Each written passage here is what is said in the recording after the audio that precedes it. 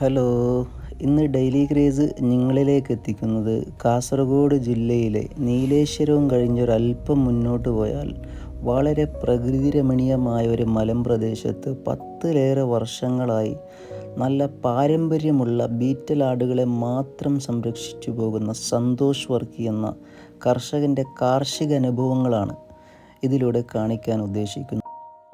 എത്ര ഹൈറ്റ് ഉണ്ട് ചേട്ടാ? അല്ലേ, പിടിച്ചേരാ, കയ്യിൽ പിടിച്ച 45 ആയിട്ടുണ്ട് 13 മാസത്തിൽ. അത് ഒരു മാസവും ആകെ ഒരു മാസം ആയിട്ടുള്ളൂ, ഒരു വർഷവും ഒരു മാസം ആയിട്ടുള്ളൂ. അല്ലേ അല്ലേ എവിടെ എത്തുന്നിട? നിന്റെ ചങ്കിൻ്റെ അടുത്തുള്ള എത്തുന്നു അല്ലേ? കുട്ടികൾ ഇറങ്ങിയത് എന്താ ചേട്ടയിൽ? ഇറങ്ങിയിട്ടില്ല അല്ലേ? അല്ലേ,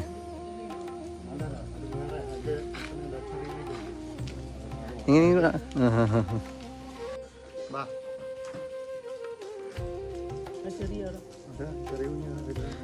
ഇത് എത്ര പ്രായം സന്തോഷേട്ടാ ഇരിക്ക്? അല്ലേ, 7 വയസ്സുണ്ട് അല്ലേ? ഇതാണ് 4 ലിറ്റർ പാലുള്ള അല്ലേ?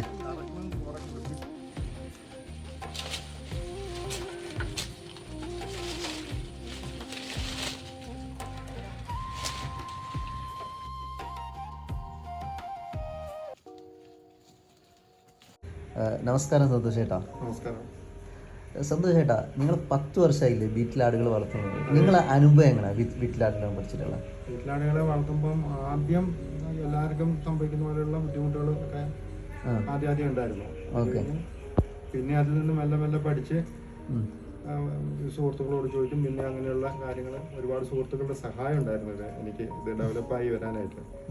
അങ്ങനെ ഇപ്പൊ ഏകദേശം വലിയ കുഴപ്പമില്ലാതെ ഞാൻ ഒരുപാട് ആടുകളെ വളർത്തുന്നില്ല. 10 താഴെ ആടുകളാണ് ഉണ്ടാവാറ്. കുട്ടികളടക്കം ചിലപ്പോൾ ഒരു 10-14 ഉണ്ടാവും. അപ്പോൾ കുട്ടികൾ ശരിയായിപ്പോഴും ബാക്കി പേരന്റ് സ്റ്റോക്ക് ആയിട്ടുള്ള 5 ആടുകളെ ഉണ്ടാവുള്ളൂ. പെണ്ണാടുകളെ ഞാൻ 5 വരെ നിർത്താറുള്ളൂ വീട്ടിൽ. എത്ര ഫീമെയിൽ സ്റ്റോക്ക് ഉണ്ട് ഇപ്പോൾ നിലവില്? 5 ഞാൻ എപ്പോഴും നിർത്തിക്കൊണ്ടിരുന്നത്. ഇപ്പം നിലവിൽ ഒന്നിനെ പ്രായമായിട്ട് ഇപ്പം കഴിഞ്ഞ ആഴ്ച കൊടുത്തു. അതിന്റെ ഒരു എണ്ണം കുറവുണ്ട്. അപ്പോൾ ഒരു കുട്ടിനെ ഞാൻ പേരന്റ് സ്റ്റോക്കിലേക്ക് ഇപ്പം നിർത്തിയിട്ടുണ്ട്. അങ്ങനെ പരമാവധി 5 ആടുകളെ മാത്രമാണ് ബീറ്റലിനെ ഞാൻ നിർത്തുന്നത്. സന്തോഷ് ചേട്ടാ, ഒരു ബീറ്റലൊക്കെ എത്ര പ്രസവം വരെ എടുത്തിട്ടുണ്ട് നിങ്ങൾ ഇവിടെ? എന്റെ അടുത്ത് 8 പ്രസവം വരെയാണ് ഞാൻ എടുത്തിട്ടുള്ളത്. 8 പ്രസവം വരെ എടുത്ത ഫീമെയിൽ? 11 പ്രസവം കഴിഞ്ഞ ആടിനെ ഞാൻ കണ്ടിട്ടുണ്ട്. അതെ, നിങ്ങളുടെ അടുത്ത് 8 വരെ പ്രസവം എടുത്തിട്ടുണ്ട് ബീറ്റൽ. പിന്നെ ഒരു പൊതുവേ ഉള്ളൊരു എല്ലാവർക്കും ബീറ്റൽ ആടുകളെ വളർത്തുമ്പോൾ പറയുന്ന ഒരു പ്രശ്നമുണ്ട്. അത് ഒന്നേ പ്രസവിക്കുള്ളൂ, പിന്നെ ചെന പിടിക്കത്തില്ല. അപ്പോൾ ഇങ്ങനെയൊക്കെ ഒരുപാട് സംശയങ്ങൾ കർഷകരുടെ ഇടയിലുണ്ട്. ഈ ബീറ്റൽ വളർത്തുന്നു പറയുമ്പോൾ ബീറ്റൽ വളർത്താൻ ആഗ്രഹിക്കുന്നവരുണ്ട്, പക്ഷേ ഇത്തരം പേടി കൊണ്ട് പിന്നോട്ട് നിൽക്കുന്ന ഒരുപാട് കർഷകരുണ്ട്. അപ്പോൾ അവരോട് നിങ്ങൾക്ക് എന്താണ് പറയാനുള്ളത്? ഇപ്പോൾ നിങ്ങൾക്ക് അങ്ങനത്തെ പ്രശ്നങ്ങളുണ്ടോ, അല്ലെങ്കിൽ ഒറ്റ കുഞ്ഞുങ്ങൾ മാത്രമാണ് ഉണ്ടായിട്ടുള്ളത്? അതിനെ പറ്റിയിട്ട് ഒന്ന് പറയാമോ സന്തോഷം? അത് ഇതിൻ്റെ ഈ ആടിനെ ഓരോ ലൈനേജ് അനുസരിച്ച് ഇരിക്കും. അതിൻ്റെ പേരൻസ് കൂടുതൽ മക്കളെ തരുന്നതാണെങ്കിൽ അതിൻ്റെ കുട്ടികളും കൂടുതൽ മക്കളെ തരുന്ന ആടുകളായിരിക്കും. എനിക്കിവിടെ 3 കുട്ടികളെ വരെ ലഭിച്ചിട്ടുണ്ട് ഏറ്റവും കൂടുതൽ. ആ ആട് ആദ്യമൊക്കെ പ്രസവിക്കുമ്പോൾ ഒരു കുട്ടിയാണ് പ്രസവിക്കുന്നത്. അത് എൻ്റെ അടുത്ത് തന്നെ കുട്ടികളെ വളർത്തി വലുതാക്കി ഫസ്റ്റ് പ്രസവം തൊട്ട് എൻ്റെ അടുത്ത് നിൽക്കുന്നതാണ്. അതിൻ്റെ ആദ്യത്തെ പ്രസവത്തിൽ ഒരു കുട്ടിയാണുള്ളത്. പിന്നീട് 3 കുട്ടി വരെ അതിന് കിട്ടിയിട്ടുണ്ട്. ഈ പ്രാവശ്യം പ്രസവിച്ചപ്പോൾ 2 കുട്ടിയാണ് ഉണ്ടായിട്ടുള്ളത്. ഓക്കെ, 3 വരെ പ്രസവം കിട്ടിയിട്ടുണ്ട് അല്ലേ? പിന്നെ പാലിന്റെ കാര്യം ബീറ്റൽ ഇപ്പൊ നിങ്ങൾക്ക് നല്ല പാലുണ്ടായിട്ടുണ്ടോ? ഹയസ്റ്റ് എത്ര പാല് വരെ ഉള്ള ബീറ്റൽ ഫീമെയിൽ? എനിക്കൊരു ഏകദേശം 3.5-4 ലിറ്റർ വരെ കിട്ടിയ ആടുകളുണ്ട്. പക്ഷെ എല്ലാ ബീറ്റലിനും ആ പാലുണ്ടാവണമെന്നില്ല. നമ്മൾ തിരഞ്ഞെടുക്കുന്ന നല്ല കർഷകന്റെ അടുത്തുനിന്ന് പോയി അങ്ങനെ എടുക്കണം. അപ്പൊ അങ്ങനെയുള്ള കുട്ടികൾക്ക് നല്ല വില കൊടുക്കേണ്ടി വരും അല്ലേ? അപ്പോൾ നമുക്ക് ഒരു പുതിയൊരു കർഷകനോട് നമുക്ക് പറയാനുള്ളതെന്ന് പറഞ്ഞാൽ ഈ എല്ലാ ബീറ്റലും നല്ല പാല് തരുന്നതും 2 പ്രസവിക്കുന്ന കുട്ടികളായിരിക്കൂല. എല്ലാ മലബാറിയും അങ്ങനെ ആവണമെന്നില്ല. അപ്പോൾ മലബാരിയെ നമ്മൾ ചൂസ് ചെയ്യുമ്പോൾ 3 പ്രസവിക്കുന്നത് പോലെ ബീറ്റലിനെ സെലക്ട് ചെയ്യുമ്പോഴും അതിന്റെ പേരൻസിനെ അറിഞ്ഞ് സെലക്ട് ചെയ്യാം. അതായത് കർഷകരിൽ നിന്ന് 3 പ്രസവിക്കുന്ന ഉറപ്പ് വരുത്തിയിട്ട് ചെയ്താൽ നമുക്ക് നന്നായിട്ട് ചെയ്യാൻ പറ്റും. അതെ, അത് ആദ്യത്തെ പ്രസവത്തിൽ 3 കുട്ടി ഉണ്ടാവണമെന്നില്ല. എന്ന് വെച്ചാൽ എനിക്ക് ആദ്യത്തെ പ്രസവം തൊട്ട് 2 കുട്ടികൾ ഉണ്ടാകുന്ന ആടുണ്ട്. ഫസ്റ്റ് പ്രസവം തൊട്ട് അത് പ്രസവിച്ചപ്പോഴെല്ലാം 2 കുട്ടികളെ കിട്ടിയതുണ്ട്. അതിന്റെ പിന്നെ പേരന്റും അങ്ങനെ തന്നെ തള്ള അതിന്റെ ലൈനേജിന്റെ ഒരു ഗുണമാണ്. ഗുണമാണ് 2 കുട്ടികളെ വെച്ച് കിട്ടുന്നത്. അത് എൻ്റെ അടുത്ത് നിന്ന് കുട്ടികളെ കൊണ്ടുപോയവർക്കും ഫസ്റ്റ് പ്രസവത്തിൽ 2 കുട്ടികളുണ്ടായിട്ട് ഇപ്പം നിൽക്കുന്നുണ്ട് കണ്ണൂർ ഭാഗത്ത്. അല്ലേ? സന്തോഷ് ചേട്ടാ, നിങ്ങളെ ഈ സ്ഥലത്തിന്റെ എക്സാക്ട് ലൊക്കേഷൻ എവിടെയാ സന്തോഷ് ചേട്ടാ? കാസർഗോഡ്? എൻ്റെ കാസർഗോഡ് എളയിരുത്തട്ട് എന്ന് പറയുന്നത്. എളയിരുത്തട്ട് എൻ്റെ വീടിൻ്റെ അടുത്തൊരു ഗവൺമെന്റ് കോളേജ് ഉണ്ട്, ഈ KNR മെമ്മോറിയൽ ഗവൺമെന്റ് കോളേജ്. അതിന്റെ അടുത്തായിട്ട് വരും. അതിന്റെ ഒരു 200 മീറ്റർ ബാക്ക് വശത്തിലാണ് എൻ്റെ വീട്. കഴിഞ്ഞിട്ട് 200 മീറ്റർ അപ്പുറം കടക്കുമ്പോഴാണ് ഈ കോളേജ് ഉള്ളത്. കണ്ണൂരിന് കാസർഗോഡിന്റെ ഇടയിലാണ് ഇത്. ഏകദേശം ചെറുപുഴ, ഇവിടുന്ന് ഈ ചെറുപുഴയ്ക്ക് ഒരു 14 കിലോമീറ്ററേ ഉള്ളൂ. അതായത് ചെറുപുഴ കണ്ണൂർ ജില്ലയിൽപ്പെട്ടതാണ്. വേറൊരു സംഭവം എന്ന് പറഞ്ഞാൽ ബീറ്റൽ നമ്മളെ കാലാവസ്ഥയായിട്ട് പൊരുത്തപ്പെടാൻ ഒത്തിരി പ്രശ്നം ഉള്ള ആടായിട്ട് പൊതുവേ ഒരു സംസാരമുണ്ട്. അതായത് ചുമ, പിന്നെ ഇതിന് ന്യൂമോണിയ പോലത്തെ രോഗങ്ങൾ വരുന്നു. പിന്നെ ഒരു പ്രധാന പ്രശ്നം എന്ന് പറഞ്ഞാൽ അകിട് വീക്കം. ഒരുപാട് ആൾക്കാർ കംപ്ലൈൻറ്റ് പറയുന്നുണ്ട്. അപ്പം നിങ്ങൾക്ക് ഇവിടെ എത്ര വട്ടം അകിട് വീക്കം ഉണ്ടായിട്ടുണ്ട്? പിന്നെ നിങ്ങൾക്ക് ഇവിടെ ചുമ ഉണ്ടായിട്ടുണ്ട് ഈ 10 വർഷത്തിൽ? നിങ്ങളുടെ അനുഭവം എങ്ങനെയാണ് സന്തോഷ് ചേട്ടാ? അതായത് ആദ്യം ഞാൻ കുട്ടികളെ കൊണ്ടുവന്നപ്പം 3 മാസം 4 മാസമുള്ള കുട്ടികളെ ഇവിടെ തന്നെയുള്ള കർഷകൻ്റെ അടുത്ത് നിന്നാണ് കൊണ്ടുവരുന്നത്. കണ്ണൂർ ജില്ലയിലുള്ള ഒരു കർഷകൻ്റെ അടുത്ത് നിന്നാണ് കൊണ്ടുവരുന്നത്. അതിനെ ഇവിടെ കൊണ്ടുവന്ന സമയത്ത് അവരുടെ വീട്ടിൽ നിന്ന് തന്നെ എന്നെ ചെറിയ ചുമ ഉണ്ടായിരുന്നു കുട്ടികൾക്ക്. പക്ഷേ എനിക്കത് ഇതിൻ്റെ മരുന്ന് അറിയാവുന്നത് കൊണ്ട് അതിനെ ട്രീറ്റ്മെന്റ് ചെയ്തു. നമുക്ക് അത് എങ്ങനെയുള്ള ചുമയാണെന്നൊക്കെ മനസ്സിലാക്കാൻ സാധിക്കണം. അതിന് കൃത്യമായ മരുന്നുകളുണ്ട്. അത് ഒന്നുകിൽ ഡോക്ടറോട് അടുത്ത് തന്നെ ചെയ്യുക. ഡോക്ടറെ അടുത്ത് അല്ലെങ്കിൽ നമുക്ക് സ്വന്തമായിട്ട് മരുന്ന് അറിയെങ്കിൽ പരമാവധി ഡോക്ടറെ അടുത്ത് പോയിട്ട് ചെയ്യുക. അപ്പൊ ഇന്ന രോഗം വരുന്ന മരുന്ന് നമ്മൾ സൂക്ഷിച്ചു വെക്കുക? ഇല്ല, ഒരുപാടില്ല. പനിയുടെ ഒക്കെ ഗുളിക സൂക്ഷിച്ചു വെക്കും. മെനോലെക്സ് പ്ലസ് പോലുള്ള ഗുളികകൾ സൂക്ഷിച്ചു വെക്കും. അതേപോലെ ഇതിന് വരുന്ന വേറൊരു സംഗതിയാണ് നമ്മുടെ thiamine deficiency, vitamin B1 thiamine. അതിന്റെ കുറവ് കൊണ്ട് സംഭവിക്കുന്ന ഒരു തളർച്ച പോലെ തലയിട്ട് ഇങ്ങനെ കണ്ണിങ്ങനെ അനങ്ങ, അങ്ങനെയുള്ള. അത് ഇടക്കിടക്ക് വരുന്നുണ്ടോ? ഇല്ല, അത് പിന്നെ വരുന്നത് എങ്ങനെയാന്ന് വെച്ചാൽ ഈ ഭക്ഷണമൊക്കെ മാറ്റി കൊടുക്കുമ്പോൾ അതിന്റെ വയറിൽ കിടന്ന് പൊളിച്ചിട്ടൊക്കെ അങ്ങനെയൊക്കെയാണ് ഇത് സംഭവിക്കുന്നത്. വിഷപ്പെട്ട എന്തെങ്കിലും പുല്ലുകള്, അതായത് നമ്മൾ കാടിൽ മരുന്ന് ഉണക്കാൻ വേണ്ടിട്ട് അടിക്കുന്ന ആ പുല്ലൊക്കെ അറിയാതെ പോയി തിന്നെങ്കിലൊക്കെ സംഭവിക്കും. പിന്നെ അങ്ങനെയുള്ള എന്തെങ്കിലും വിഷപ്പെട്ട അതേപോലെ എന്തെങ്കിലും വിഷമുള്ള ഈ കാടുകളൊക്കെ തിന്നാല് അങ്ങനെയൊക്കെ സംഭവിക്കുന്നതാണ്. അപ്പൊ അത് കാണുമ്പോഴേ നമുക്ക് മനസ്സിലാക്കാൻ സാധിച്ചാല് നമുക്കത് അന്നേരം ഡോക്ടറെ വിളിച്ചിട്ട് ഇഞ്ചക്ഷൻ ചെയ്താലും ആവും, അല്ലെങ്കിൽ നമുക്ക് സ്വന്തമായിട്ട് ചെയ്യാൻ അറിയുമെങ്കിൽ. എല്ലാവർക്കും അത് പറ്റണമെന്നില്ല, നമ്മൾ ചെയ്യും. നമുക്ക് ഇഞ്ചക്ഷനൊക്കെ അടിക്കാൻ പറ്റുന്നത് കൊണ്ട് നമ്മൾ അതിന്റെ ഒരു മരുന്ന് എപ്പോഴും ഇവിടെ നമ്മൾ സ്റ്റോക്ക് വെച്ചിട്ടുണ്ടാവും. അങ്ങനെ ഇപ്പൊ സംഭവിക്കലില്ല, ഇതിന് മുമ്പ് വന്നിട്ടുണ്ട്. അത് പുല്ലിൽ നിന്ന് വിഷപ്പെട്ടിട്ടാണ് ആയിട്ടുള്ളത്. വേറൊരു സംഭവം ഇമ്പോർട്ടൻ്റ്, അകിട് വീക്കം വരാതിരിക്കാൻ നിങ്ങൾ ചെയ്യുന്ന ഒരു പൊടിക്കയില്ലേ നിങ്ങൾ പറഞ്ഞിട്ടുണ്ട്? അല്ല, അകിട് വീക്കം വരാതിരിക്കുക എന്നുള്ളത് പാലുള്ള ആടാവുമ്പോ അകിട് വീക്കം വരും. ഇതിന് മടിനീര് എന്ന് പറയുന്ന സംഗതി വരും. അകിടിന് നീര് പ്രസവിക്കുന്നതിന് മുമ്പ് ഇത് എന്താണെന്ന് മനസ്സിലാക്കാൻ ആദ്യം പറ്റണം. ഇത് നീരാണോ അതോ അകിട് വീക്കമാണോ എന്നുള്ളത് മനസ്സിലാക്കണം ആദ്യം. നീരാണെങ്കിൽ അതിനനുസരിച്ചുള്ള ഇത് ചെയ്യാൻ പറ്റും. അകിട് വീക്കമാണെങ്കിൽ നമ്മൾ അന്നേരം പോയി മരുന്ന് ഡോക്ടറെ അടുത്ത് മരുന്ന് കുടിക്കുക. ഹോമിയോ മരുന്നുണ്ട് ഇതിന്. വരാതിരിക്കാനുള്ള മരുന്നുണ്ട്, വരാതിരിക്കാനും മരുന്നുണ്ട്. ഹോമിയോയിലൊക്കെ പ്രതിരോധ മരുന്നുകളുണ്ട്. പിന്നെ അല്ലാണ്ട് പിന്നെ നമ്മള് ഇതിന്റെ നല്ല വൃത്തിക്ക് നല്ല ഉണങ്ങിയ സ്ഥലത്ത് നോക്കാം. ആടിനെ പ്രസവിക്കാനുള്ള ആടിനെ കുറച്ചുകൂടെ ശ്രദ്ധിക്കണം. പ്രത്യേകിച്ച് പാല് കൂടുതലുള്ളതാകുമ്പോൾ ചിലത് ഒരു മാസം മുമ്പേ പാല് ഇറക്കും ചില വീട്ടിലേ ഉള്ളൂ. അത് ചിലപ്പം കുറച്ച് നേരത്തെ പിഴിഞ്ഞെടുക്കേണ്ടി വരും, പിഴിഞ്ഞ് കളയണം, അല്ലെങ്കിൽ ഇങ്ങനെ നിൽക്കും നല്ലോണം.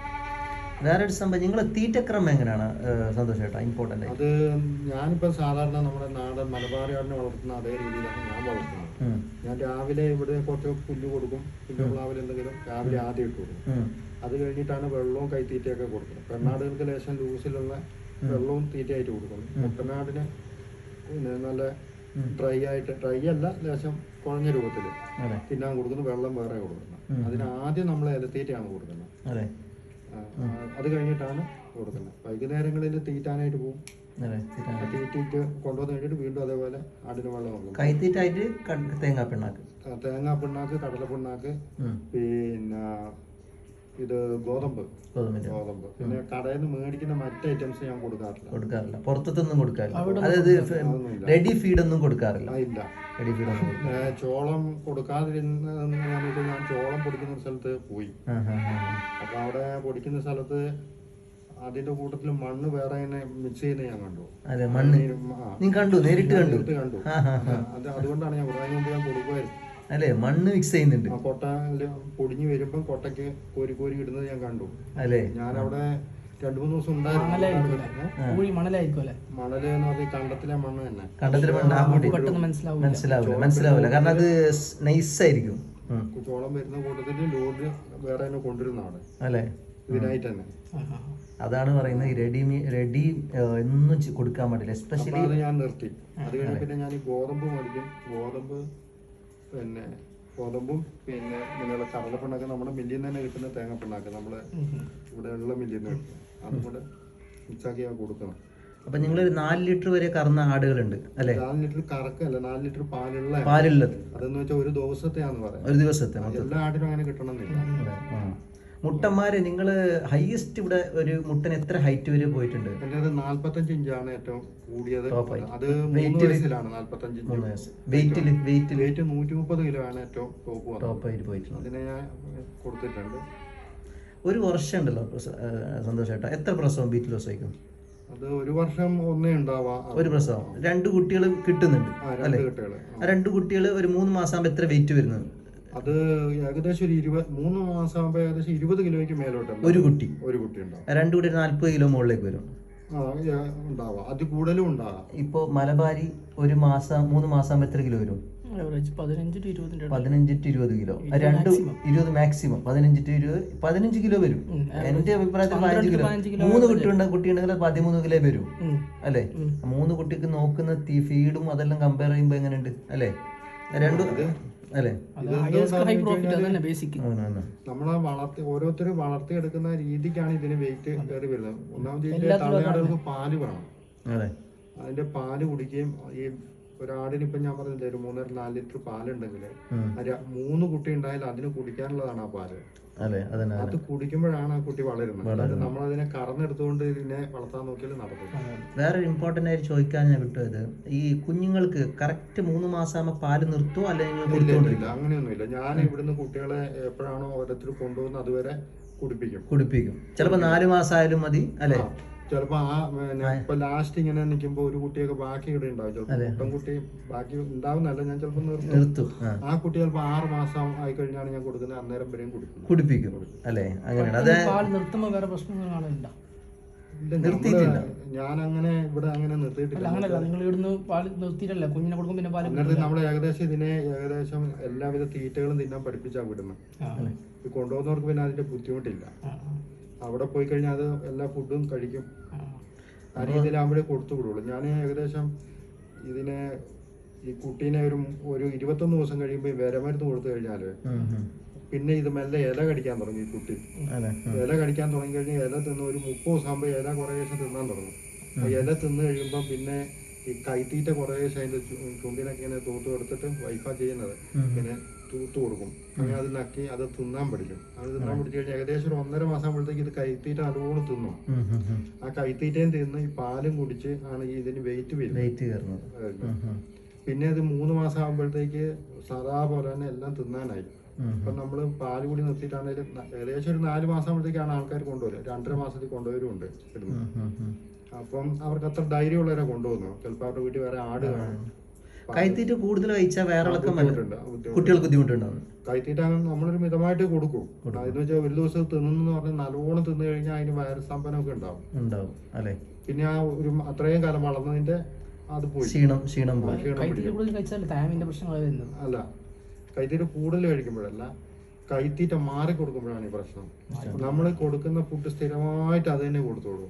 പെട്ടെന്ന് ഒരു ദിവസം ഒരു ഫുഡ് നിർത്തി, ഇപ്പൊ ഞാനിപ്പം കൊടുക്കുന്ന ഫുഡ് നല്ലതാന്ന് കണ്ടിട്ട് വേറൊരാൾ പെട്ടെന്ന് അത് ഉണ്ടാക്കി കൊടുക്കാൻ നോക്കുമ്പോൾ ആ ഫുഡ് ചേഞ്ച് ചെയ്യുമ്പോഴാണ് ഈ പ്രശ്നം ഉണ്ടാകുന്നത്. അതേസമയം അയാൾ കൊടുക്കുന്ന ഫുഡിലേക്ക് ഇത് കുറേശ്ശെ ആഡ് ചെയ്യുകയാണെങ്കിൽ കുഴപ്പമില്ല.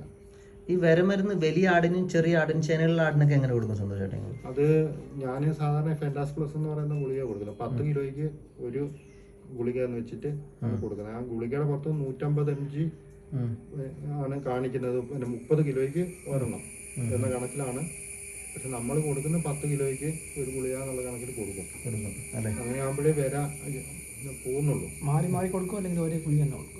ഞാൻ ഏകദേശം അങ്ങനെ മാറിയൊന്നും കൊടുത്തിട്ടില്ല. ഏകദേശം ഇത് തന്നെ കൊടുക്കല്. പിന്നെ എപ്പോഴും കൊടുക്കലില്ല. പിന്നീട് വിലയുണ്ട് തോന്നിയാലാണ് കൊടുക്കുന്നത്. കുട്ടികൾക്ക് ആണെങ്കിലും എല്ലാ കുട്ടികൾക്ക് ആദ്യം ഈ അൽബോമാർ അതിന്റെ സിറപ്പാണ് കൊടുക്കുന്നത്. അത് അതിന്റെ വെയിറ്റ് നോക്കിയിട്ട് ആദ്യം ഉണ്ടാകുമ്പോ അതിന്റെ വെയിറ്റ് നോക്കും. കുട്ടി ഉണ്ടാകുമ്പോ എത്ര ഉണ്ട് വെയിറ്റ് തൂക്കി നോക്കുന്ന അല്ല തൂക്കി നോക്കും. നോക്കിയിട്ട് അത് പിന്നെ 21 ദിവസം കൊടുക്കുമ്പോൾ അന്നേരത്തെ എത്ര ഉണ്ടെന്ന് നോക്കും. അതിന് കണക്കായിട്ട് ചിലപ്പോൾ ഒരു 8 കിലോ ഒക്കെ ഉണ്ടാവും 21 ദിവസം ആകുമ്പോൾ. അപ്പൊ അതിന് കണക്കായിട്ടുള്ള മരുന്ന് കൊടുക്കും. പിന്നെ 10 കിലോ വരെ ആവും ഏറ്റവും കുറഞ്ഞതൊരു മാസമാകുമ്പോൾ. അത് കൂടുതലായതുണ്ട്. ഒരു മാസം വീണ്ടും കൊടുക്കും. ഇല്ല, പിന്നീട് ഈ 20 ദിവസം കഴിഞ്ഞിട്ട് 30 ആകുമ്പോൾ 50 ദിവസം കഴിയണം. 50 ദിവസം കഴിയുമ്പോൾ ഒന്ന് കൊടുക്കും. പിന്നെ 80ാമത്തെ ദിവസം കൊടുക്കും. പിന്നെ നമ്മൾ നോക്കിയിട്ടേ കൊടുക്കും. ആവശ്യമുണ്ടെങ്കിലേ കൊടുക്കും. അല്ലാണ്ട് എല്ലാ മാസങ്ങളിലൊന്നും കൊടുക്കേണ്ട ആവശ്യമില്ല.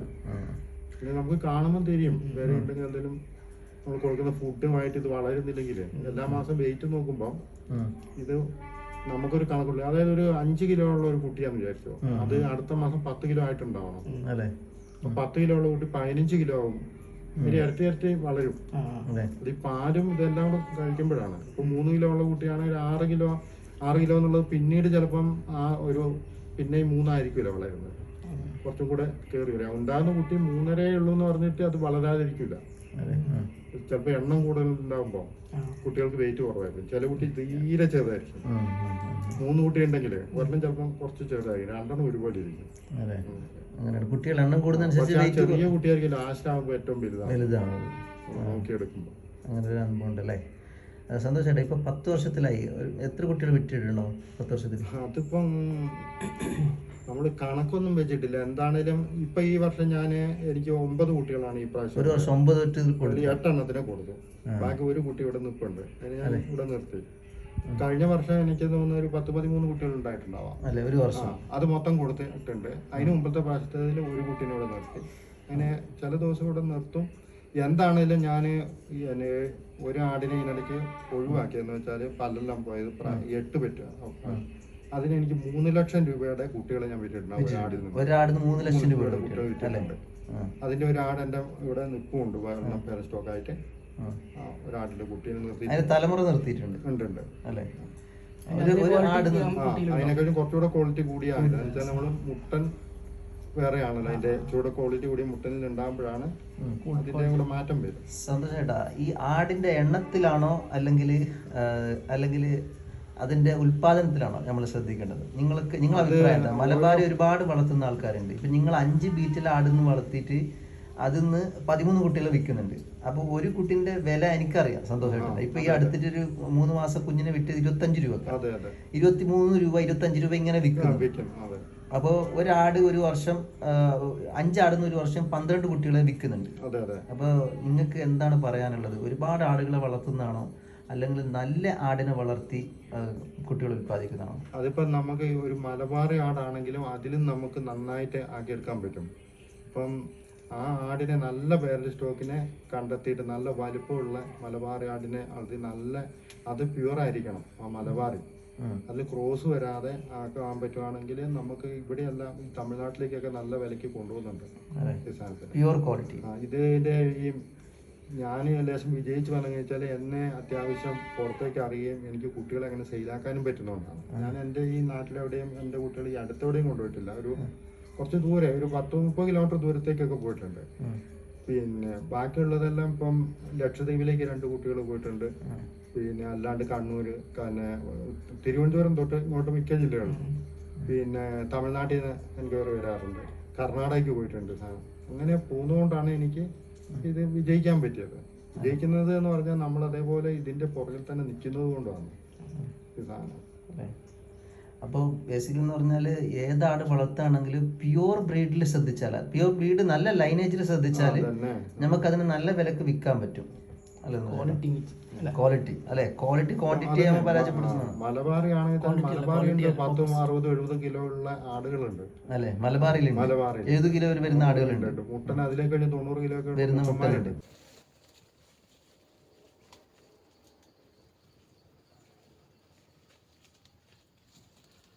കാണണ്ടേ? അത് 3 വാരിയല്ലേ? കാരണം സത്യം പറഞ്ഞാൽ ഓരോ ആൾക്കാർ പറയും ബീറ്റലിന് അധികം ചെന പിടിക്കാത്ത പ്രശ്നങ്ങൾ, നിങ്ങൾക്ക് ചെന പിടിക്കാത്ത പ്രശ്നങ്ങളൊന്നും ഇല്ല. ഇതിപ്പോ 3.5 മാസമായപ്പോ ഞാൻ ക്രോസ് ചെയ്തിട്ടുള്ളത് ഇപ്പൊ ചെനയുണ്ടോ? ക്രോസ് ചെയ്ത് കഴിഞ്ഞാൽ 3.5 മാസം കുത്തി വെച്ചിട്ട് ഈ 3 ക്രോസ് ചെയ്താണ് അല്ലേ? അത്